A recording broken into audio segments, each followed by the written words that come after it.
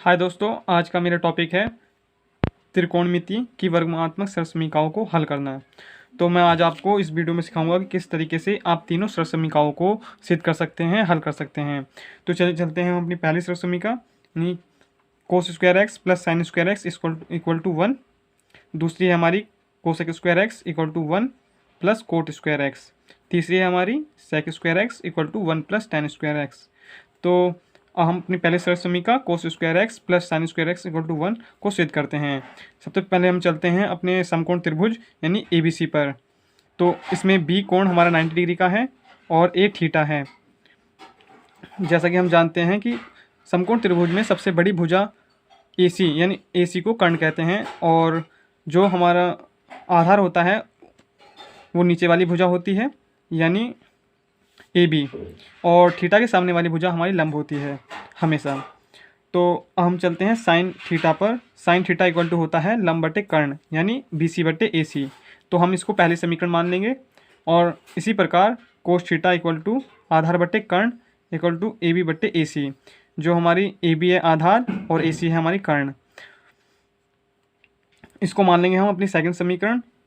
अब हम चलते हैं पाइथागोरस प्रमेय के अनुसार। तो पाइथागोरस प्रमेय कहती है कि समकोण त्रिभुज में सबसे बड़ी भुजा का वर्ग शेष दोनों भुजाओं के वर्ग के योगफल के बराबर होता है, यानी कर्ण का वर्ग इक्वल टू आधार का वर्ग प्लस लंब का वर्ग शेष। तो कर्ण हमारा है AC यानी AC की घात 2 इक्वल टू आधार है हमारा AB यानी AB की घात 2 प्लस का लंब है हमारा BC यानी BC की घात 2। तो हम दोनों पक्षों में अब AC स्क्वायर से भाग दे देंगे। दोनों पक्षों में AC स्क्वायर से भाग देने पर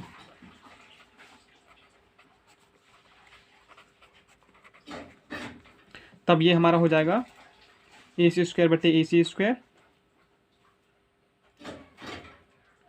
इक्वल टू AB स्क्वायर बटे AC स्क्वायर प्लस का BC स्क्वायर बटे AC स्क्वायर। तो ये कैंसिल आउट हो जाएगा, या इसको हम इस तरीके से भी लिख सकते हैं AC बटे AC का whole square equal to AB बटे AC का होल वर्ग प्लस का BC बटे AC का होल वर्ग। तो AC से AC कैंसिल आउट हो जाएगा, तो यहाँ बचेगा 1 का होल वर्ग 1 का स्क्वायर और AB बटे AC, जो हमारा समीकरण था सेकंड समीकरण से हमारा यहाँ आ जाता है कोस स्क्वायर थीटा यानी cos square theta plus BC बटे AC यानी पहली समीकरण से आ जाता है हमारा साइन स्क्वायर थीटा। तो यहाँ आ जाएगा हमारा साइन स्क्वायर थीटा।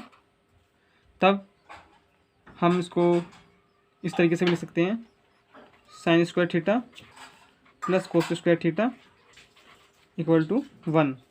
तो ये हमारा प्रूव हो गया। तो इस तरीके से हम पहली सरसमीका को हल कर सकते हैं, सिद्ध कर सकते हैं।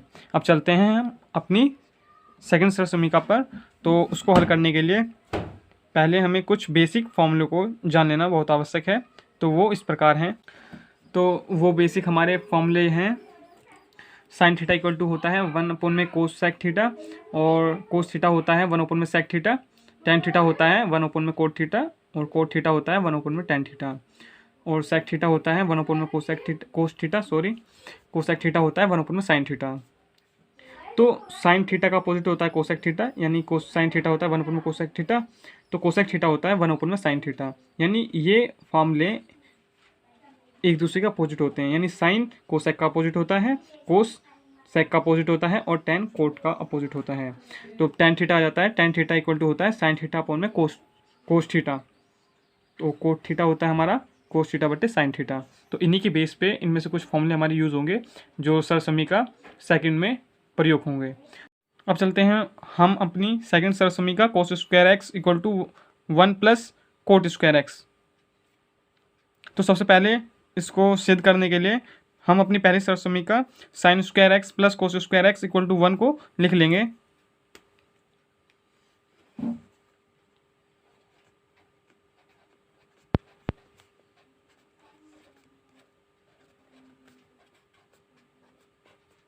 फिर दोनों पक्षों में हम साइन स्क्वायर एक्स से भाग दे देंगे।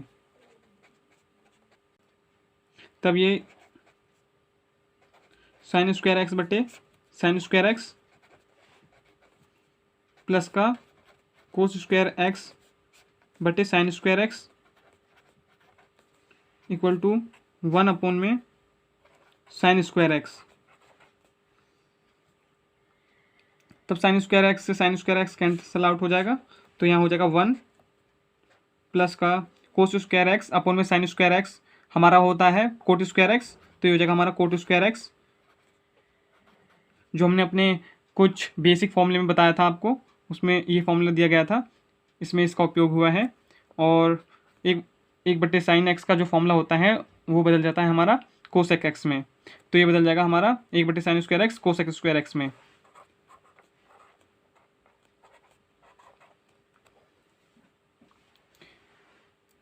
फिर इसको हम इस तरीके से भी लिख सकते हैं,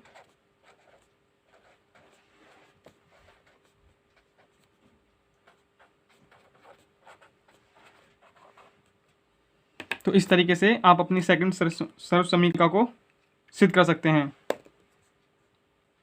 अब चलते हैं हम अपनी थर्ड सर्व समीकरण यानी sec square x equal to 1 plus का टेन स्क्वायर एक्स पे। तो तीसरी सर्व समीकरण को सिद्ध करने के लिए भी पहले हम अपनी पहली सर्व समीकरण यानी sine square x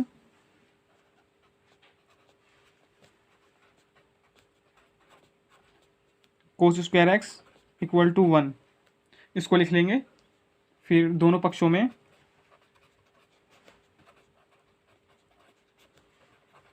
cos square x से भाग दे देंगे।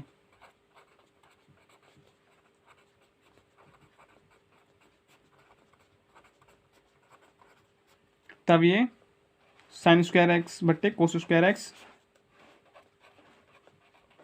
प्लस का कोस स्क्वायर एक्स बटे cos square x equal to 1 में कोस स्क्वायर एक्स। तो साइन स्क्वायर एक्स बटे cos square x tan square में बदल जाएगा, टेन स्क्वायर एक्स में, प्लस का कोस स्क्वायर एक्स से cos square x cancel out हो जाएगा, ये हो जाएगा 1 और 1 में कोस स्क्वायर एक्स जो है वो बदल जाएगा हमारा सेक स्क्वायर एक्स में, तो हो जाएगा सेक स्क्वायर एक्स। ये हमने बेसिक फॉर्मूले में आपको लिखवाया हुआ था, तो इसको हम इस तरीके से भी लिख सकते हैं, sec square x equal to 1 plus का टेन स्क्वायर एक्स। तो इस तरीके से आप तीसरी सर्व समीकरण को भी सिद्ध कर सकते हैं।